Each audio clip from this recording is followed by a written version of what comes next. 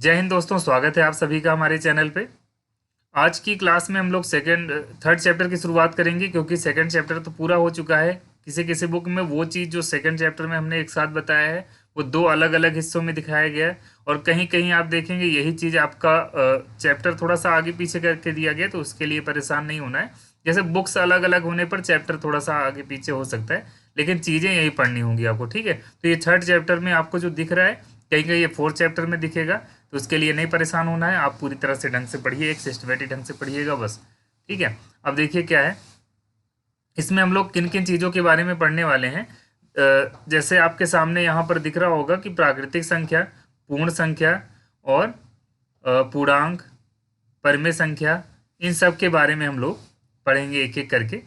और यहाँ पर अपरमेय का जो है सिलेबस में नहीं दिया गया है, तो इस वजह से कहीं ज़रूरत पड़ेगी तो उसको ही हम बता देंगे, लेकिन अपरमेय से क्वेश्चन कम आते हैं, क्योंकि जो चीज़ें सिलेबस में रहेंगी उसी से क्वेश्चन आएंगे। तो फिलहाल प्रयास किया जाएगा पूरी तरह से इसी वीडियो में ये चैप्टर कंप्लीट कर लिया जाए। तो आइए सबसे पहले हम लोग नंबर्स के बारे में जानते हैं, संख्याओं के बारे में जानते हैं। और ये आप नोट करते चलिएगा, आप चाहे स्क्रीनशॉट ले करके बाद में नोट कर लीजिएगा, लेकिन नोट करना जरूरी है, सिर्फ फ़ोन में रखने में पढ़ाई नहीं हो पाती है, ठीक है।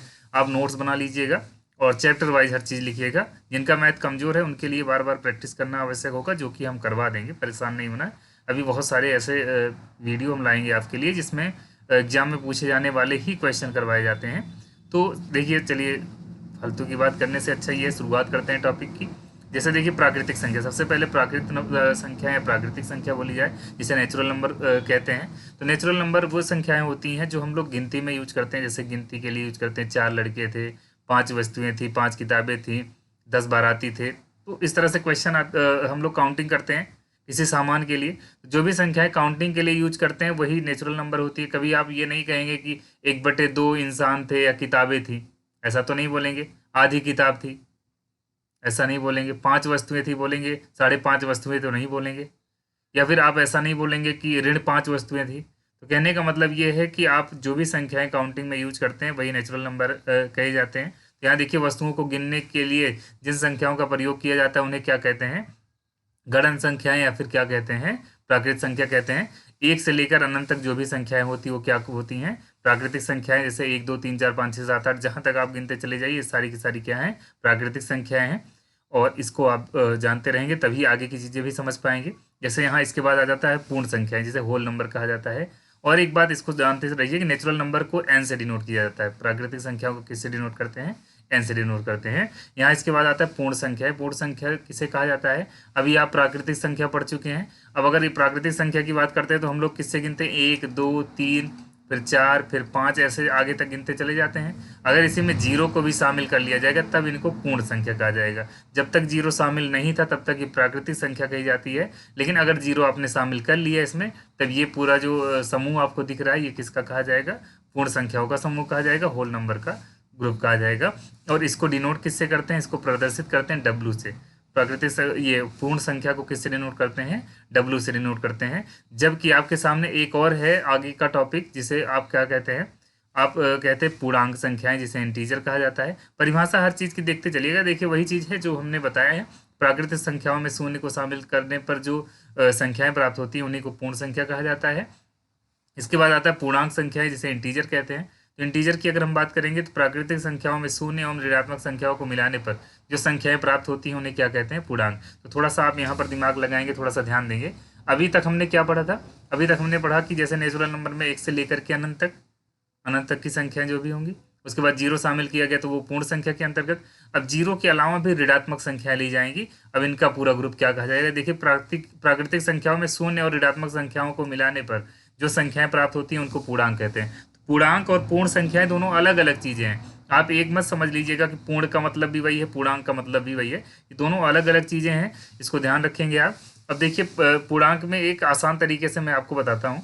हम लोगों ने बचपन में नंबर लाइन पढ़ा था, और नंबर लाइन में क्या करते थे हम लोग, बीच में जीरो लिखते थे, इधर +1 +2 +3 +4 ऐसे लिखते थे, और इधर क्या करते थे, -1 -2 -3 -4 -5 -6 ऐसे करते थे। कहने का मतलब इधर ऋण में होता था, इधर धन में होता था, ठीक है। तो ये सारी संख्याएं कुल मिला करके क्या कही जाती हैं, पूर्णांक कही जाती हैं। इसको ध्यान रखिएगा। और अगर ये +1 +2 +3 जो दिख रहा है, यहाँ पर प्लस होना था, प्लस जो आगे लगा हुआ है, प्लस नहीं भी लगा होता, जैसे 1 2 3 ऐसे लिखा जाएगा, तब भी इसमें आगे प्लस माना जाता है। जिसके सामने कोई चिन्ह नहीं होता उसको क्या मानते हैं, प्लस मानते हैं। जैसे यहाँ देखिए ऐसे दे दिया गया, ठीक है। अब देखिए इसमें एक चीज़ जो कि बहुत ज़रूरी है, जैसे देखिए ये जो पूर्णांक आपको दिख रहे हैं इधर वाले जितने भी, जैसे -7 -8, हम लोग आगे कितना भी बढ़ते चले जाएं तो इनको क्या कहा जाएगा, इनको ऋणात्मक पूर्णांक बोला जाएगा। और जो इधर वाली संख्याएं जो दी जाएंगी इनको क्या बोला जाएगा, धनात्मक पूर्णांक कहा जाएगा। इसको शून्य कहते ही हैं। तो इसमें देखिए पॉजिटिव, सॉरी इधर वाले लेफ्ट साइड हमेशा निगेटिव होती है, लेफ्ट साइड जो है निगेटिव इंटीजर, इधर वाले पॉजिटिव इंटीजर, और बीच वाले तो जीरो है ही है, मतलब धनात्मक पूर्णांक, ऋणात्मक पूर्णांक और शून्य।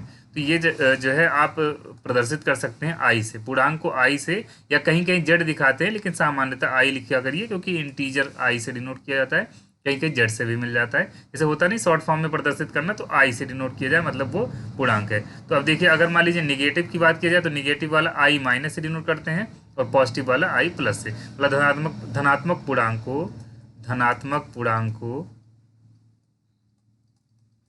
पूर्णांक इसको किससे डिनोट करेंगे, आई प्लस। और इसमें कौन कौन आता है, ये जो अभी हमने दिखाया यहाँ से यहाँ तक, ये सब किस में आते हैं, धनात्मक। और ऋणात्मक पूर्णांक जो होते हैं उनको किससे डिनोट करते हैं, ऋणात्मक पूर्णांक हमने अभी बता दिया आपसे, ऋणात्मक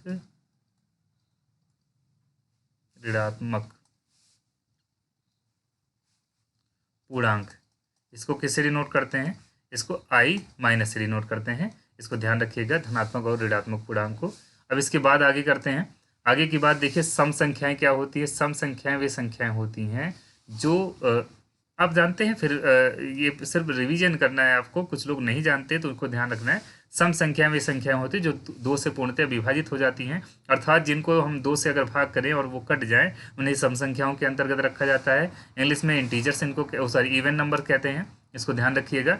सम संख्या को क्या कहते हैं, इवन नंबर कहते हैं। जैसे 2 4 6 8 10 12 14 16, ऐसे आप बढ़ाते जाइए। जो भी संख्याएं 2 से विभाजित हो जाए उनको क्या कहते हैं, उनको क्या कहते हैं हम लोग, सम संख्या कहते हैं। जबकि जो संख्याएं 2 से विभाजित नहीं होती उनको क्या कहते हैं, विषम संख्या कहा जाता है। इसको ध्यान रखिएगा। जैसे 1 3 5 11 17 29 39, ऐसे और भी हैं। 1 3 5 7 9 11, मतलब सम संख्या छोड़ दीजिए, जो भी बचेंगे वो विषम संख्याओं के अंतर्गत आते हैं। जैसे 13 और 11 के बाद 13, फिर 15, फिर 17, फिर 19, फिर 21, ऐसे होते चले जाएंगे। ये सारे के सारे किस में आएंगे, विषम संख्याओं के अंतर्गत आएंगे। सम और विषम में फर्क समझ में आया होगा। वो संख्याएं जो 2 से विभाजित हो जाती हैं वो सम संख्या कही जाती हैं। जो संख्याएं 2 से विभाजित नहीं होती हैं उनको विषम संख्या। जैसे देखिए 3 2 से विभाजित नहीं होगा ना, 3 को भाग देते हैं 2 से तो क्या आएगा, 1 शेष बच जाएगा। 5 को भाग देंगे 2 से क्या आएगा, लास्ट में 1 शेष बच जाएगा। 7 को भाग देंगे 2 से क्या बचेगा, लास्ट में 1 शेष बच जाएगा। कहने मतलब पूरी तरह से विभाजित नहीं होगा। जबकि यहाँ ऊपर जो संख्याएं लिखी हैं, जैसे 10 को हम 2 से भाग करते हैं तो शेष 0 बचेगा, क्योंकि 2 पंचे 10। 12 को भाग करेंगे तब भी 2 6 12, शेष 0 बचेगा। तो इस चीज़ को ध्यान रखिएगा कि भाज्य और अभाज्य, सॉरी सम और विषम में परिभाषा ध्यान रखिएगा, और आसानी से आप इसको समझ गए होंगे, कोई दिक्कत इसमें नहीं होनी चाहिए। सम संख्या को क्या कहते हैं, इवन नंबर, जबकि ऑड, विषम संख्या को ऑड नंबर कहा जाता है। इसके बाद देखिए अभाज्य संख्याएं आती हैं। अभाज्य संख्याएं वे संख्याएं होती हैं जो स्वयं से कटती हैं या फिर 1 से कटती हैं, जबकि और किसी संख्या से ना कटे। स्वयं से कटें या फिर 1 से कटें और किसी संख्या से ना कटे, उनको क्या कहते हैं, उनको कहते हैं अभाज्य संख्या। और अभाज्य संख्या में जैसे देखिए 1 मत शामिल करिएगा, 1 इसमें बिल्कुल नहीं शामिल करना है, नहीं तो गलती कर देंगे आप। 2 3 5 7 11 13 17, ये सारी चीज़ें जो भी आप देख रहे हैं, जो भी संख्याएं देख रहे हैं, ये अभाज्य संख्या है। जैसे 7 अगर देखिए तो किसी से नहीं कटेगा, खुद से कटेगा या फिर 1 से। 3 देखिए किसी से नहीं कटेगा, 1 से या खुद से। 11 देख लीजिए, 13 देख लीजिए, ये सारी वे संख्याएं हैं जो सिर्फ खुद से विभाजित होती हैं या फिर 1 से, ठीक है। इसके बाद देखिए यहाँ पर जो महत्वपूर्ण चीज़ है, यहाँ पर इसको देखिएगा, 1 को ना ही अभाज्य में रखेंगे ना ही भाज्य में रखेंगे, ठीक है। भाज्य संख्याओं के बारे में अभी बताने वाले हैं, भाज्य संख्याओं के बारे में भी आप जान जाएंगे। एक बात और ध्यान रखिएगा कि जैसे जो अभाज्य संख्याएं होती हैं उसमें सिर्फ उनके 2 फैक्टर होते हैं। जैसे देखिए एक तो खुद से कटेगा और एक तो खुद मतलब 1 से कटेगा, तो 2 ही तो फैक्टर हुए। जबकि जो भाज्य संख्याएं अभी आप पढ़ेंगे उसमें 2 से ज़्यादा फैक्टर होते हैं, क्योंकि वो खुद से भी कटेगा, 1 से भी कटेगा, किसी और से भी कटेगा। तो हमेशा इसको ध्यान रखिएगा कि अभाज्य संख्या में सिर्फ 2 ही फैक्टर होते हैं, जबकि भाज्य वाले में 2 से ज़्यादा फैक्टर होते हैं। तो आइए इसके बारे में चर्चा करते हैं, भाज्य संख्याएं क्या होती हैं। भाज्य संख्याएं क्या होती हैं इसको ध्यान रखना है। कि हाँ एक बात और, जैसे एक वाली बात अगर करें कि एक को ना ही अभाज्य में रखेंगे ना ही भाज्य में, तो आपके मन में आएगा तब किस में रखा जाएगा, एक को आप विषम संख्या में रखेंगे बस, ठीक है, एक को आप विषम संख्या में रखेंगे, ना ही अभाज्य में ना ही भाज्य में रखेंगे। अब आगे देखिएगा भाज्य संख्या क्या होती है, वह संख्या जो स्वयं से और एक से कटे ही, साथ में किसी और से भी कटे, जैसे एक से भी विभाजित हो जाए, खुद से भी होंगी ही, उतना तो सभी होती हैं, लेकिन किसी और से भी कटें। जैसे देखिए अगर आप 4 ले लीजिए, 4 देखिए किससे, 4 2 से विभाजित होने वाली संख्या, एक से विभाजित होने वाली संख्या, और 4 खुद से भी विभाजित होगी। ऐसे अगर हम क्या करते हैं 5 देखें, 5 तो सिर्फ एक से या खुद से विभाजित होने वाली संख्या है, इस वजह से इसको शामिल नहीं किया जाएगा। 6 देखा जाए तो एक से भी कटती विभाजित होने वाली संख्या, 2 से भी, 3 से भी और 6 से भी। ऐसे अगर हम 8 देखेंगे तब 2 4 और 1 से तो सब संख्याएं विभाजित होती हैं, और 8 से भी विभाजित होती है, ठीक है। कहने का मतलब इसमें देखिए सब के 2 से ज़्यादा फैक्टर ही मिलेंगे आपको, चाहे जो संख्या 10 ले लीजिए आप, ये संख्या किससे विभाजित होगी, 2 से, 5 से, 1 से तो विभाजित होगी, और 10 से भी। देखिए 4 इसके गुणनखंड हो जाएंगे, 4 इसके फैक्टर हो जाएंगे, ठीक है। तो इसको ध्यान रखिएगा कि इसमें जो चीज़ें आपको बताई जा रही हैं ये आपके बहुत काम की हैं। इसमें भाज्य संख्या ध्यान रखिएगा, वही संख्या है जिनमें 2 से ज़्यादा फैक्टर होते हैं, या फिर आप ऐसे बोल दीजिए कि जो खुद से भी कटें, एक से कटे, उसके अलावा किसी न किसी से जरूर कटें, ठीक है। तब उनको क्या कहते हैं, भाज्य संख्या कही जाएगी, भाज्य संख्या उनको कहते हैं। आप जो भी एग्जाम्पल आप लिख सकते हैं इस तरह से, हमने जो भी बताया इनको छोड़ दीजिएगा इनके अलावा, ठीक है। और इसके बाद देखते हैं सहअभाज्य क्या होता है, जैसे कई कन्फ्यूजन आता है सहअभाज्य को। हाँ एक बात और है, भाज्य संख्या को आप कंपोजिट नंबर बोलते हैं इंग्लिश में, और अभाज्य संख्या को क्या बोलते हैं, प्राइम नंबर बोला जाता है, इसको ध्यान रखिएगा।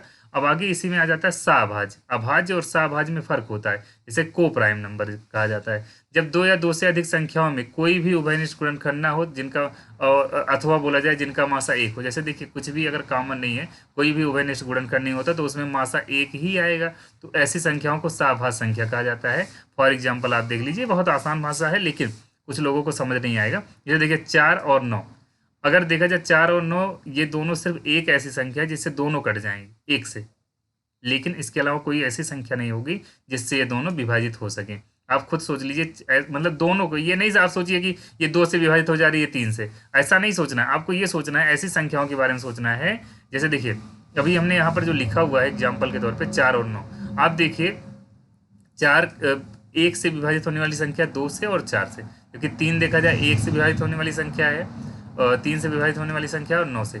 9 जो है आप 1 से विभाजित कर सकते हैं, 3 से भी कर सकते हैं, 9 से। लेकिन इन दोनों में देखिए 1 के अलावा कुछ भी कॉमन नहीं है। आप परिभाषा देख लीजिए, इसमें क्या बताया गया, जिसमें 1 के अलावा कुछ भी 2 या 2 से अधिक संख्याओं में कोई भी उभयनिष्ठ गुणनखंड ना हो, जिसमें मतलब 1 के अलावा कुछ भी उभयनिष्ठ ना हो, कुछ भी कॉमन ना हो। तो अब देखिए इसमें कोई ऐसा गुणनखंड नहीं है, 1 छोड़ दीजिए, 1 को छोड़ना है, 1 को छोड़ करके कोई भी ऐसा उभयनिष्ठ गुणनखंड नहीं मिलेगा इसमें, ठीक है। तो जो भी ऐसी संख्या है, चाहे जो, उनको सहअभाज्य में रखेंगे। सहअभाज्य में जैसे अभी आप देखिए 12 25, तो 12 और 25, तो मन में ये आने लग जाता है 12 देखिए 2 से, 3 से, 6 से, 1 से, 12 से भी कटती है संख्या, तो इसको अभाज्य में रखें। अभाज्य नहीं, सहअभाज्य की बात हो रही है, तो ऐसी कोई संख्या नहीं होगी जो दोनों को विभाजित कर सके सिवाय एक के।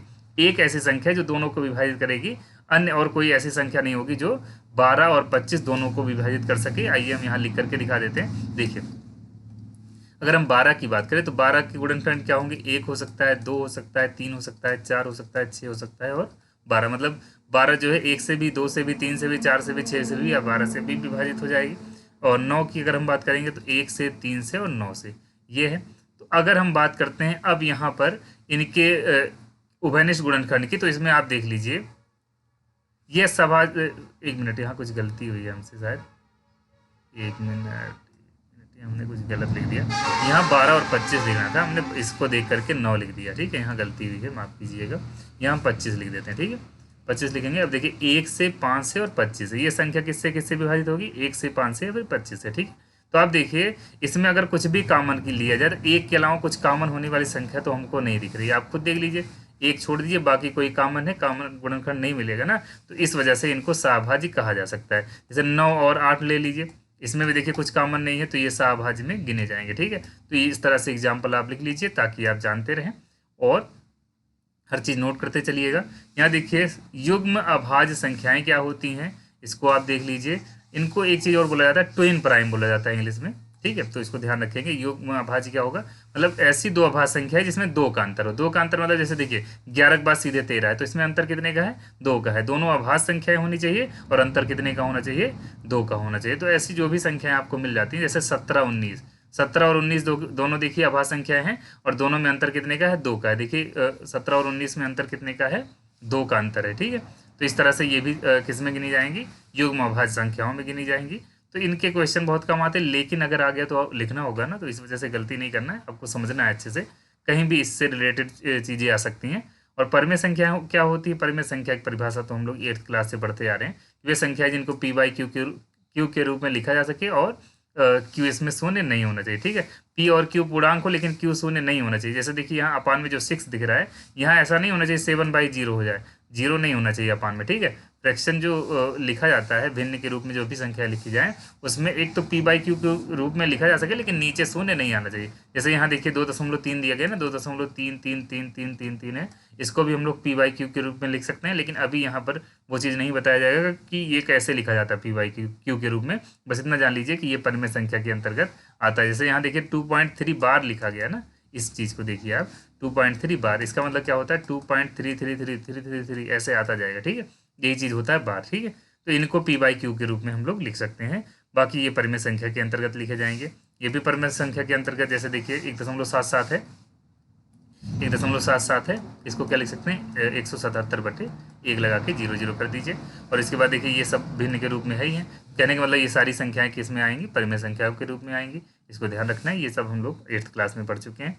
बाकी इनको बदलने का तरीका अगले सेमेस्टर में हो सकता है मिले। इसके बाद देखते हैं अपरिमेय संख्या।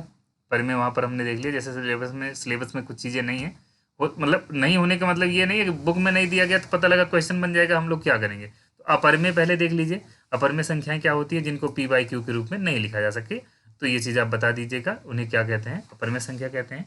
और इसके अलावा क्या है, ये परिभाषा आपके सामने है कि वे संख्या जिन्हें पी बाई क्यू के रूप में नहीं लिखा जा सकता है, जहाँ पी और क्यू क्या है, पूर्णांक है, और Q is not equal to 0। ठीक है, तो ये परिभाषा इतना लंबा नहीं करना है, आप इतना बता दीजिएगा जिनको पी बाई क्यू के रूप में ना लिखा जा सके। ठीक, और यहाँ पर एक चीज़ें और है, जैसे जो भी ये रूट में संख्याएं दिखती हैं, ये 5⁻1/3 का मतलब क्या होता है, घनमूल होता है, इसका मतलब होता है।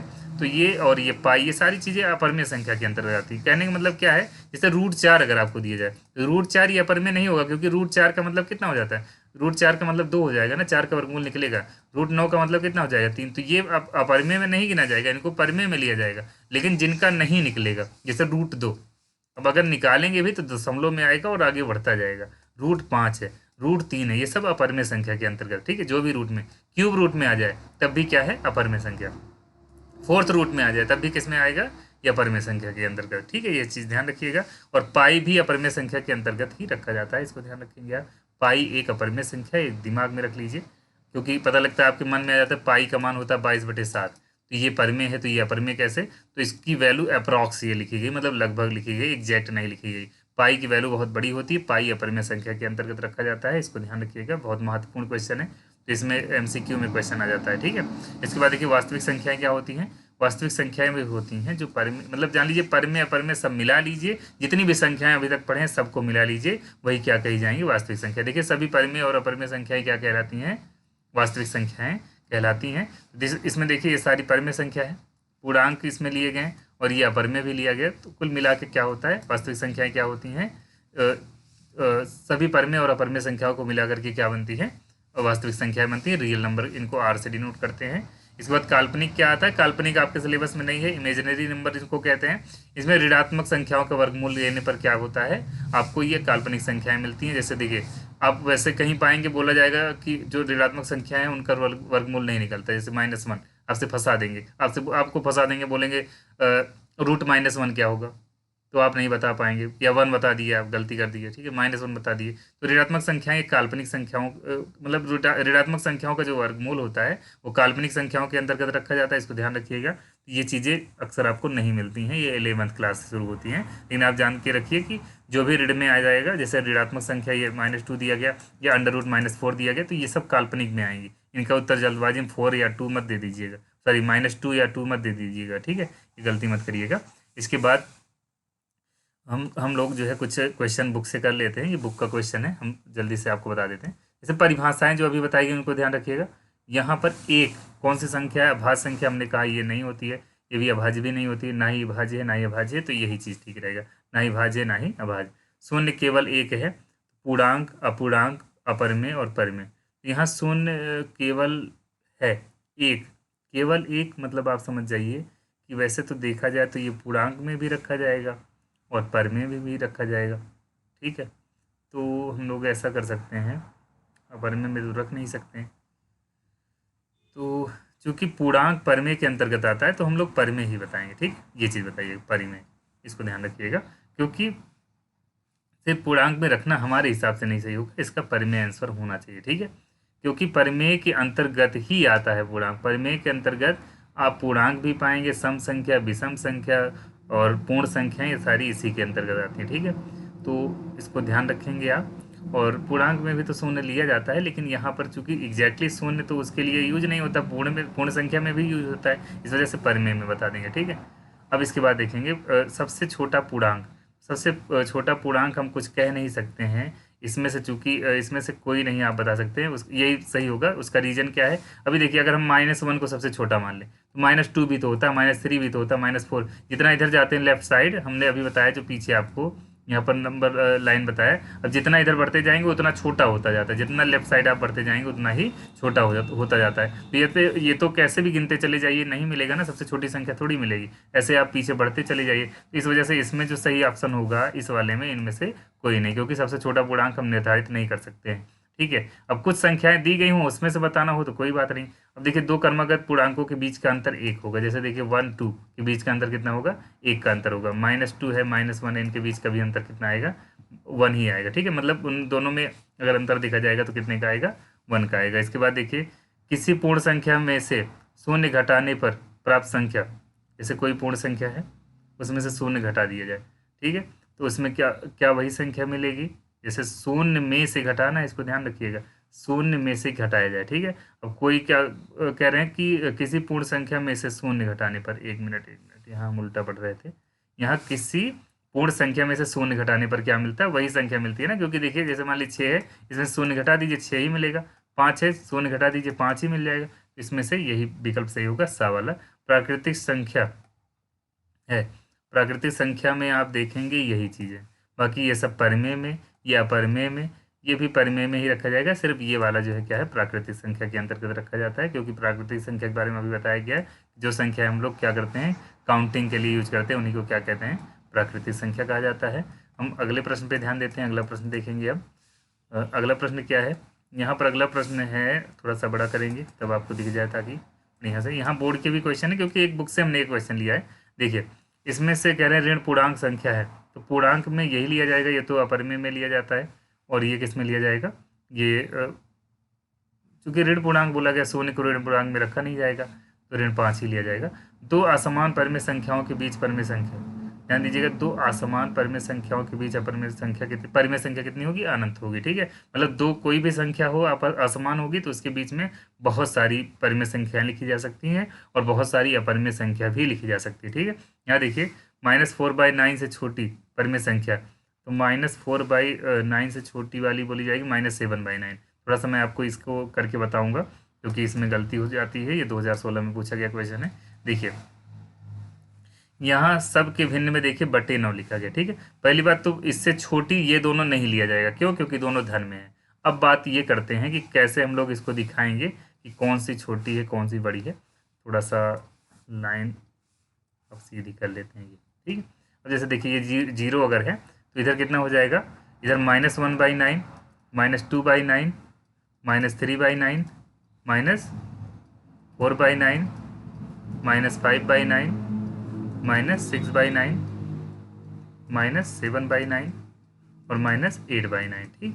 इसमें देखा जाए जितना लेफ्ट साइड जाएंगे उतनी छोटी संख्या होती जाती है। तो आप थोड़ा सा यहाँ देखिएगा, इसमें से लेफ्ट साइड जितना जाएंगे सबसे छोटी संख्या होती जाएगी। तो यहाँ देखिएगा किसका बोला गया? -4/9, तो -4/9 यहाँ है। और देखिए इधर क्या है? -1/9 है। विकल्प में इन दोनों में देखिए ये दोनों बच रहा है बताने लायक। ये जो लेफ्ट साइड होगा, जैसे देखिए ये सबसे छोटा होगा, फिर इससे बड़ा इधर आ जाएगा, इससे बड़ा इधर आ जाएगा, जितना राइट साइड जाएंगे उतना ही बड़ा मिलेगा। ठीक है, सबसे छोटा कौन सा होगा, ये वाला, क्योंकि इसमें से छोटी परमेय संख्या पूछी गई। ठीक है, इसमें से आप देखिए छोटी परमेय संख्या पूछी गई। अब देखिए अगले क्वेश्चन पे ध्यान देते हैं, इसमें विकल्प कौन सा सही होगा, ये दा वाला सही होगा। अब इसके बाद देखिए अगले प्रश्न में देखिए, सबसे छोटी समअभाज्य संख्या इसमें दो ली जाएगी, मतलब सबसे छोटी बोला जाए कुछ भी बोला जाए, सिर्फ एक ही ऐसी संख्या जो सम भी है और अभाज्य भी है। ठीक है, दो असमान परमेय संख्याओं के बीच परमेय संख्याएं अनंत होती हैं, अभी बताया गया। निम्नलिखित कथनों में से सत्य कथन, एक धनात्मक पूर्णांक अपने योगात्मक प्रतिलोम से बड़ा होता है। धनात्मक पूर्णांक हमेशा योगात्मक प्रतिलोम से बड़ा होता है, ये गलत है, क्योंकि धनात्मक पूर्णांक का जो योगात्मक प्रतिलोम होता है वो ऋण में हो जाएगा। एक मिनट कह रहा है कि एक धनात्मक पूर्णांक अपने योगात्मक प्रतिलोम से बड़ा होता है, ये तो सत्य बात कही गई है, ये सही होगा, क्योंकि सत्य कथन आपको चूज करना है। एक ऋणात्मक पूर्णांक अपने योगात्मक प्रतिलोम से बड़ा होता है, ये गलत कह रहा है। शून्य एक पूर्णांक नहीं है, ये भी गलत कह रहा है। यहाँ पर देखिए इसको बड़ा इसको छोटा दिखाया गया, ये भी गलत है, क्योंकि ऋण में जो संख्या छोटी होगी वो बड़ी मानी जाएगी, मतलब ये वाली बड़ी होगी जबकि ये छोटी होगी। तो इसमें पहला वाला जो कथन आप देख रहे हैं, पहला वाला यही बिल्कुल सही होगा, बाकी सारी गलत दिए गए। ठीक है, यहाँ पर आगे देखेंगे, इसमें बोला गया 21 की अनुवर्ती, ध्यान दीजिएगा, पूर्ववर्ती, उत्तरवर्ती या अनुवर्ती इसको बोलते हैं। जैसे पूर्ववर्ती होता है पहले वाला, अनुवर्ती या उत्तरवर्ती का मतलब क्या होगा, बाद वाला। पहले हम 21 के बाद 22 लिखेंगे, अब 22 का भी अनुवर्ती लिखना है आपको, कितना आ जाएगा 23। देखिए अनुवर्ती का अनुवर्ती 2019 का पूछा गया क्वेश्चन है, क्या लिखा जाएगा 23। अनुवर्ती का भी अनुवर्ती मतलब उसके बाद की बाद वाली संख्या, तो 21 के बाद 22, 22 के बाद 23। निम्नलिखित संख्या में प्राकृतिक संख्या है, तो प्राकृतिक संख्या में हम लोग किसको लेंगे, यहाँ पर क्वेश्चन गलत दिया गया, यहाँ नहीं लिखना था कि निम्नलिखित में प्राकृतिक संख्या, अच्छा एक मिनट, सॉरी प्राकृतिक संख्या तो हम पढ़ने के चक्कर में रह गए थे। प्राकृतिक संख्या तो हम लोग जानते ही हैं, जो काउंटिंग में यूज की जाती है, काउंटिंग में यूज करने वाली संख्या ये दो। ठीक है, इसके बाद देखिए निम्नलिखित में कौन सी परमेय संख्या नहीं है, तो हमने अभी आपको बता दिया ये परमेय संख्या नहीं है। अगर आप बोलेंगे 22/7 तो ये तो है ही, क्योंकि P/Q के रूप में है। अगर इसको लिखेंगे तो 69/100 लिखा जा सकता है, और यहाँ देखिए इसको लिख सकते हैं 5/4। तो कहने का मतलब यही बच्चा, हमने कहा ऐसे क्वेश्चन आते हैं, देखिए 2020 में पूछा गया था। और देखिए किसी परमेय संख्या के समतुल्य परमेय संख्याएं होती हैं, किसी परमेय संख्या के समतुल्य अनंत परमेय संख्याएं हो सकती हैं, इसको ध्यान रखेंगे आप। अब आगे बढ़ते हैं हम, आगे ये क्वेश्चन देखिए, इसका सरलतम रूप आपसे पूछा गया है, तो 16 एकम 16, 16×5 80, -1/5, ये वाला सही हो जाएगा। इसको ये नहीं सही होगा क्योंकि ये माइनस से माइनस कट जाएगा, प्लस में बन जाता है। यहाँ देखिएगा 5 8 40, 50 25, -8/5 होगा, क्योंकि यहाँ माइनस है ना, तो 8/5 -5 या -8/5 लिख सकते थे, यही सही होगा बा वाला। इसके बाद देखेंगे आप, देखिए थोड़ा सा वक्त बचाने के चक्कर में कर रहे हैं हम, स्वयं से भी कर लीजिएगा काट करके। परमेय संख्या 3/5 से बड़ी, अब देखिए आपका समय बर्बाद करना मुझे अच्छा नहीं लगेगा, इस वजह से हमको ये करना पड़ रहा है। पहले 2 से गुणा कर लेंगे, देखिए इससे बड़ी अगर प्राप्त करना, देखिए सब के भिन्न बटे में देखिए क्या है, सब में 10 दिया गया। ठीक है, तो अगर हमको इससे बड़ी संख्या बतानी है तो पहले इसका हर बराबर कर लिया जाए, 2 से ऊपर नीचे गुणा करेंगे 6/10 मिल जाएगा। अब 6/10 से बड़ी संख्या कौन सी होगी, 7/10, बाकी सारी तो छोटी हैं। ठीक है, समझ रहे हैं यहाँ, इस वजह से हमने 2 से ऊपर नीचे गुणा किया, ताकि इसके भी बटे में 10 आ जाए। तो उससे क्या होगा, अब हम सब कंपेयर कर सकते हैं आसानी से। सब जगह देखिए 4/10 है, ऋण 4/10 है, 6/10 है, 7/10 है, तो इससे बड़ी, 6 से बड़ी कौन सी संख्या होगी, 7। ठीक है, इसके बाद देखेंगे आप 4/9 से छोटी परमेय संख्या। अब आप समझ गए होंगे क्या कहा जा रहा है, 4/9 से छोटी, तो अब इसमें परेशान नहीं होना, यही एक छोटी दिखा दी है, क्योंकि ये ऋण में है, बाकी सारे धन में है, तो छोटी में यही आएगा, वैसे भी छोटा आना चाहिए। ठीक है, 2 विकल्प तो सही नहीं होंगे इसमें। ठीक है, तो माइनस वाला ही छोटा होगा, उसको ध्यान रखिएगा, क्योंकि प्लस माइनस वाली संख्या हमेशा प्लस वाले से छोटी होती है। देखिए 4/9 का मतलब प्लस में है, कुछ चिन्ह नहीं लगा है मतलब प्लस में है, इसमें माइनस लगा हुआ, तो माइनस वाली संख्या वैसे भी छोटी होगी। इसके बाद देखिए आप, यहाँ दिया गया है 0/-5 से बड़ी, इसका मतलब क्या हो जाता है, इसका मतलब हो जाता है 0। ठीक है, 0/-5 का मतलब 0। अब 0 से बड़ी जो संख्या होगी वो धनात्मक होगी, तो इसमें देखिए ऋण में है, इस वजह से इसको नहीं लेंगे, ये भी ऋण में है, ये भी ऋण में, लेकिन यहाँ पर देखिए दोनों जगह माइनस है, इस वजह से इसमें दोनों जगह माइनस है, इस वजह से क्या हो जाएगा, ये प्लस में आ जाएगा, 2/7 हो जाता है। इसके बाद हम देख लेते हैं अगला यहाँ पर ये है, कौन सी परमेय संख्या नहीं है, इसमें बताना है कौन सी परमेय संख्या नहीं, तो यही नहीं है। अभी हमने बताया था कि ये क्वेश्चन इंपॉर्टेंट होगा आपके लिए। 0 पाई जो है परमेय संख्या नहीं है, इस चीज़ को ध्यान रखेंगे, बाकी सारी परमेय संख्या है। यहाँ देखिए -1 और 1 के बीच में परमेय संख्या प्राप्त हो सकती है, तो अनंत परमेय संख्या, हमने कहा कि दो संख्याओं के बीच में, दो असमान संख्याओं के बीच में अनंत परमेय संख्या आती है। 3 बार क्वेश्चन हो चुका है, तो अभी आप ध्यान देंगे कि अब हम अगले चैप्टर पर बात करेंगे। और परेशान नहीं होना, आपके एग्जाम की इतनी बेहतरीन तैयारी करवा देंगे कि आप फेल तो बिल्कुल नहीं होंगे, और आपका नंबर ज़्यादा से ज़्यादा आएगा, मतलब अच्छा नंबर इसमें आप गेन करेंगे। धन्यवाद।